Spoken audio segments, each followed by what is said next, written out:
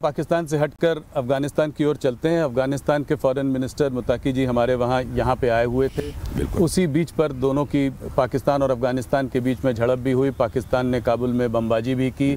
पाकिस्तान का ये कहना है कि इस सब के पीछे भारत का हाथ है, इशारा हमारी तरफ है। क्या कहेंगे? पूरी तरह से बेबुनियाद और निराधार आरोप है।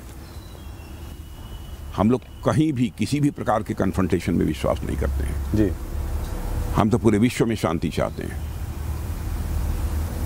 हम इसी के पक्षधर हैं। हम किसी को यह उकसाएंगे नहीं कि उसके किसी के साथ संघर्ष किया जाए। हाँ, लेकिन हमें कोई छेड़ेगा तो हम छोड़ेंगे नहीं। हमारी नीति पूरी तरह से स्पष्ट है। किसी बैसाखी का सहारा लेकर हम अपने आत्मस्वाभिमान की रक्षा नहीं करते हैं जी।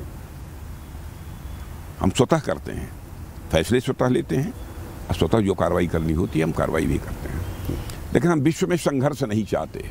ये हमारी मूल सोच है। अफगानिस्तान और पाकिस्तान के बीच में जो प्रॉब्लम जो चली आ रही है वो ड्यूरेंट लाइन को लेकर है। वो ड्यूरेंट लाइन को लेकर विवाद रहा है। मेरा सवाल आपसे सिंपल सा है, भारत का इसमें क्या मत है? जो भी मामले हैं आपस में सारे देशों को बैठकर सुलझाना चाहिए। हम किसी देश के मामले में हस्तक्षेप नहीं करना चाहते। यदि दोनों देश सहमत हों कि नहीं हस्तक्षेप होना चाहिए, किसी को आकर जो है बातचीत का सिलसिला प्रारंभ करना चाहिए, उस समय सोचा जा सकता है। मान न मान मैं तेरा मेहमान, इसमें हम लोग विश्वास नहीं करते। बांग्लादेश के जो इंटरिम लीडर हैं मोहम्मद यूनुस, वो अक्सर प्रोवोकेटिव स्टेटमेंट्स देते रहते हैं। हाल में उन्होंने एक पाकिस्तान जनरल को जो बांग्लादेश का नक्शा दिया उसमें नॉर्थ ईस्ट बांग्लादेश में था, बांग्लादेश में दिखाया। इस पर आप क्या कहेंगे? बहुत ही दुर्भाग्यपूर्ण है। इससे उनको बचना चाहिए जी।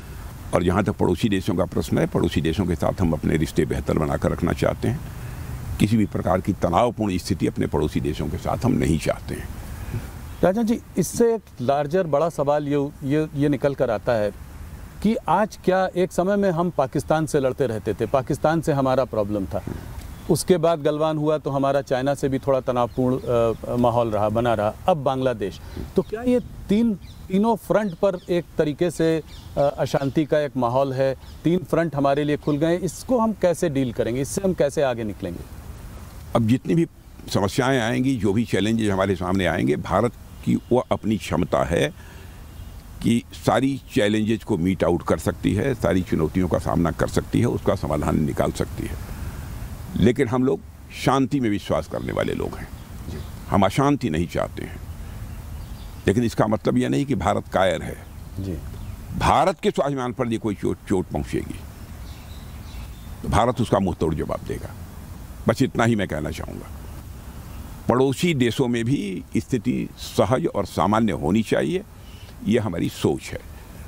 पड़ोसी देशों का जहाँ तक प्रश्न है, पड़ोसी देशों के साथ हम अपने अच्छे रिश्ते बनाकर चलना चाहते हैं।